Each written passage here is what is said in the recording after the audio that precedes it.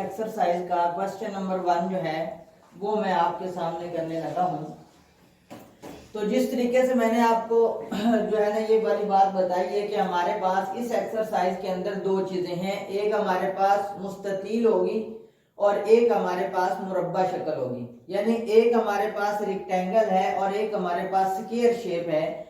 इसके मुताबिक हमने सवाल करने हैं तो हमारे पास उसके जो फार्मूले हैं फिर वो भी अलग अलग हैं। तो क्वेश्चन नंबर 1 के अंदर हम पढ़ते हैं कि एक मुरब्बी खेत का जो रकबा है 14,400 मुरब्बा मीटर है, इसके जिला की लंबाई मालूम करें।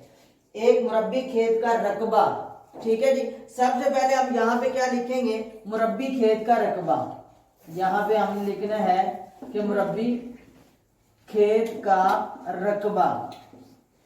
यहाँ पे मुरब्बी खेत का जो रकबा है हमारे पास वो कितने 14,400 ये स्क्वायर मीटर है हमारे पास, स्क्वायर मीटर, ठीक है जी। उसके बाद हमारे पास है मुरब्बी खेत के रकबे से मुराद है the area of square shaped. English medium वाले क्या लिखेंगे, area of square shaped.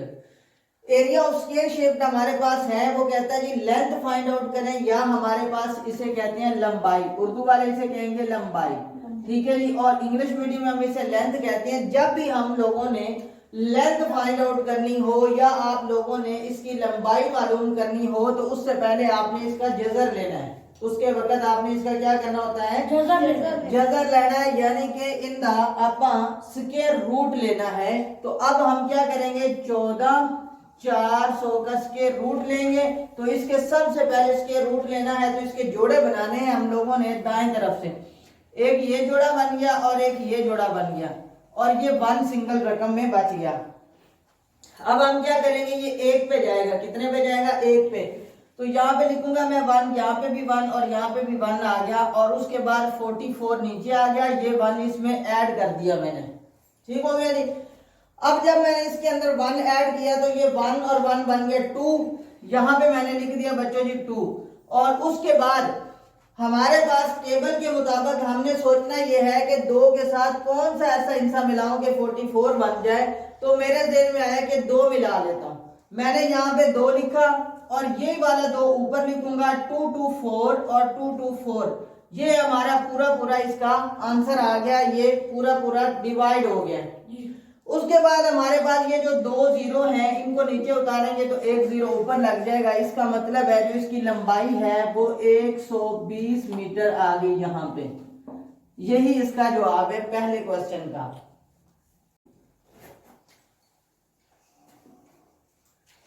Question number 2 बेटो, एक मुरब्बी खेत का रकबा 4,22,500 मुरब्बा मीटर है, इसके गिर्द बाड़ लगानी है हम लोगों ने।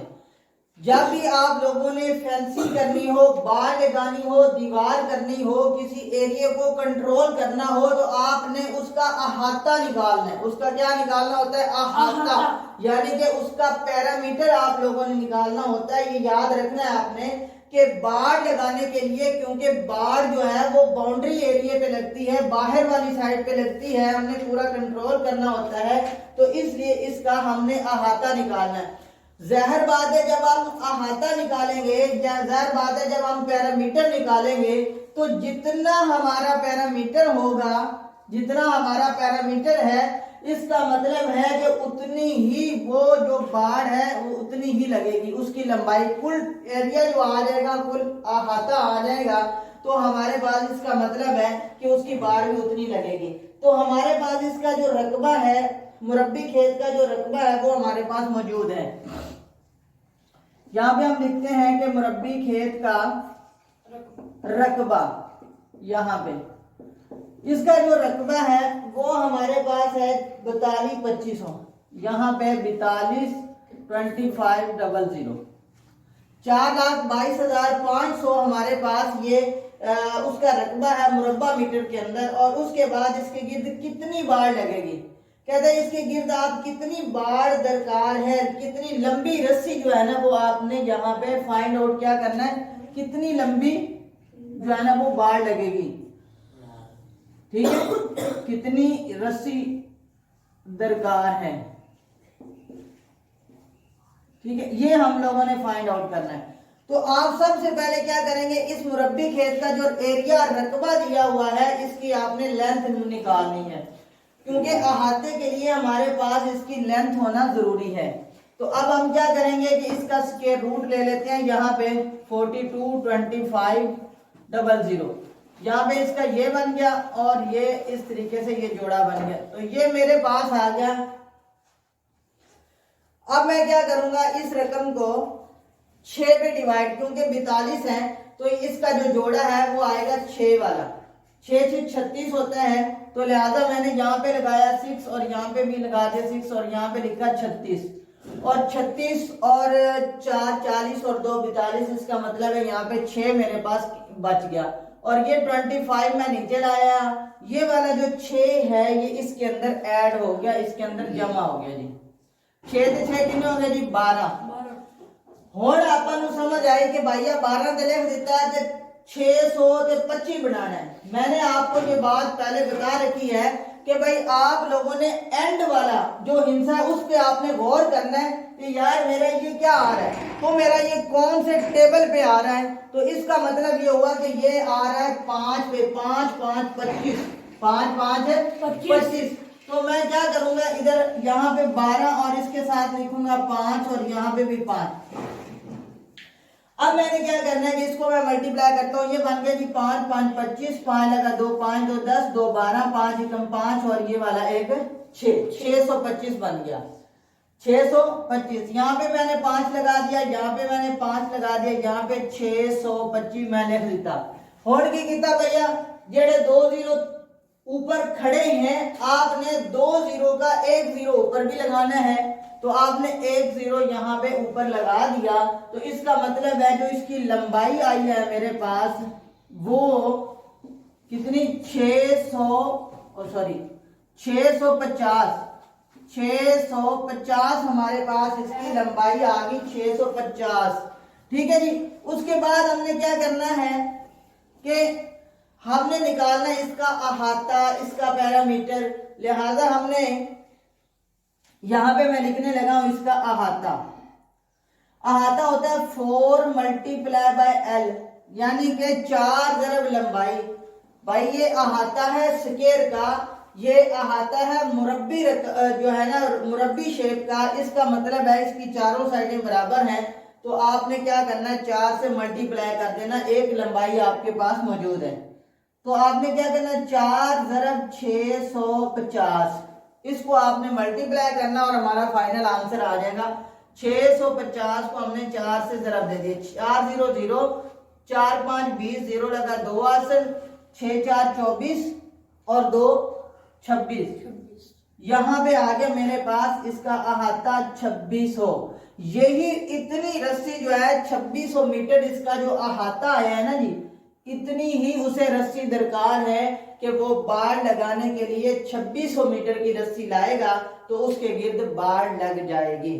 नंबर 3 के अंदर बेटा लिखा हुआ है कि बागबान 1,22,500 दरख्त इस तरह लगाना चाहता है कि हर एक कितार में इतने दरख्त हों जितने कितारें हों, जितनी कितारें हों। बताइए वे हर कितार में कितने दरख्त लगाएगा। जस्ट ओनली सिर्फ और सिर्फ इसका जज़र ले लें, इसका स्क्वायर रूट ले लें, तो ये आपके पास हल हो जाएगा। बागबान के जो दरख्त हैं, कुल दरख्त जो है ना वो कितने हैं जी, हम लिखेंगे यहाँ पे कुल दरख्त। कुल दरख्त जो है ना वो मेरे बच्चों हमारे पास है 12,2500। ठीक है जी। ये 12,2500 हमारे पास उसके दरख्त हैं। कहता है कि ये बताए कि एक कितार, मिसाल के तौर पर ये है हमारे पास एक कितार, ठीक है जी, ये एक लाइन है ना जी, ये क्यारी बनी हुई है। वो कहता है आप ये बता दें कि भाई इसके अंदर यहाँ पे कितने जो है ना, यहाँ पे दरख्त जो है ना एक लाइन के अंदर कितने दरख्त जो है ना इस तरह से लगेंगे। समझ में आ गई। ये दरख्त तो नहीं है, लगे तो ये तीर हुए हैं, लेकिन आपने इसको फर्ज कर लेना है क्योंकि मैथ में फर्ज चलता है।